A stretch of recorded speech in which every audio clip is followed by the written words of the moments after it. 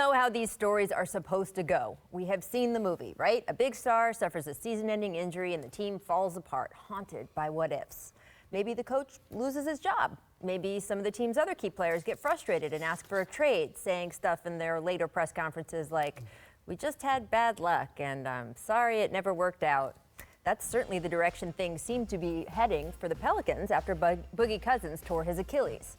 New Orleans, my lord, lost 5 of its next 6 games, and the joke in NBA circles was that Danny Ainge was already chartering the private plane for AD. So how did they get to last night, walking off the floor in Portland with a commanding 2-0 lead on the Blazers? Well, part of it's just flat-out talent, and we have long known Anthony Davis is a wonder. But he also changed his approach after Boogie's injury. He was very clear when he sat down with me for that interview at All-Star. He pledged to bundle the rest of the year on the way Russ played after KD left the Thunder. And boy, did he mean it. So far against Portland, Davis is averaging 28.5 points, 13.5 rebounds, and you still feel like his big game is still coming. And then there is Rashon Rondo, who many thought was acquired only to be a Boogie whisperer, but is really so much more. Look, Rondo can be prickly and sometimes too smart for his own good as he loses patience with those who don't see things as he does. But for New Orleans, he has been a godsend, his absolute certainty providing that steadying hand when the Pelicans needed it most.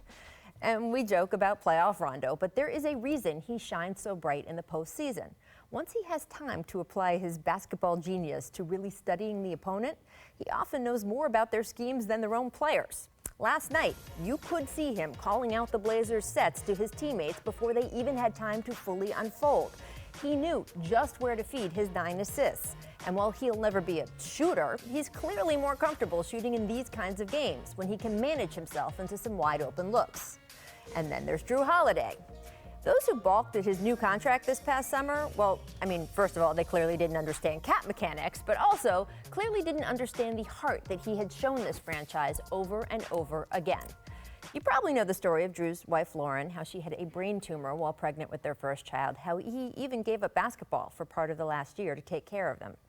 But you might not also remember that Jrue fought through leg injuries in his first 3 seasons with the Pels, forcing him to miss 107 games. So when he fought for that key block at the end of Game 1, or when late in the fourth last night, he out-hustled everyone else on the court to gain control of a rebound and eventually sink that 3, that determination to play, that is born out of so many days when he couldn't. Of course, none of this is over. We're only 2 games into the series. I certainly don't expect Damian Lillard to go quietly into the good night. But what the Pelicans have done here is special. They took the old script, and instead of following it, they ripped it up, and now they get to write their own ending. And guys, after the game, Alvin Gentry said to reporters, "Give me a better two-way player in the playoffs than Jrue Holliday." We're all excited. Jrue is playing well. He's not the best two-way player, but he's having a damn sure good playoffs on both ends of the ball. But you still have LeBron James in the playoffs, and you still have Paul George. You know, these guys are...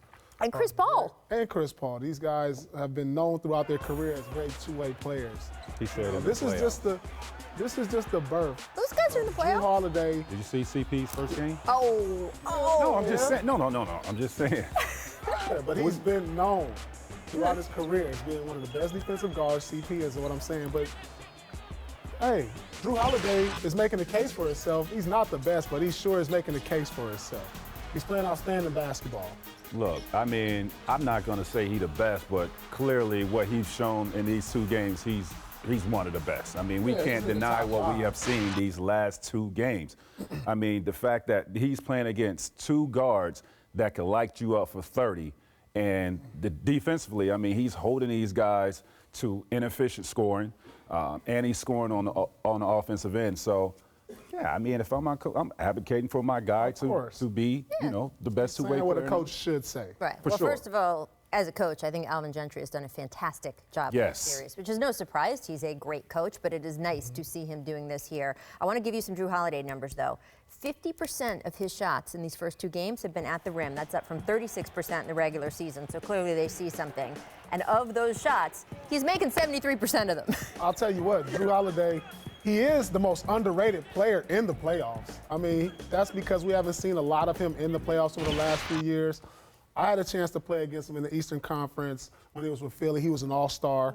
And so he's very underrated. He's just been riddled with injuries over the last few years, but he's showing what he can really do, and that's why he got the contract he got. I tell you who's helped him a lot is Rondo. Without a doubt. Rondo has helped him a lot to get him off the ball. He's able to concentrate on scoring the ball instead of, being a facilitator and having to score. You leave the facilitating up to Rondo, and you just go out there and get buckets and defend. We're going to move on to the other side, but please just tell the people how it is to play with Rashon Rondo on the court. My guy. While he is yelling out, he's telling them what the other team's going to do before they even know it. Listen, when we had Rondo, especially after his first couple years, it was like almost we didn't need Doc because Rondo knew all the plays on offense. He knew the defense, where to be. And, most of the time, Doc could sit back and just let him, he's going to run the top of the defense. He's going to call out all the plays off. He's such a smart player. Yeah. And, that's a lot of things. If you didn't know, you're seeing it now. He knows the other team's playbook. He knows when they're going to run it. And he knows what plays to call, and he understands. See what I noticed last night about Rondo? He understands the pace of the game. He understands, the moment. And he knows when to push it, when to slow it down, when to get Anthony the ball, when to get Drew. He controls the game, and that's what you're seeing these first two games. And the Pels push the pace great. I mean, they look good.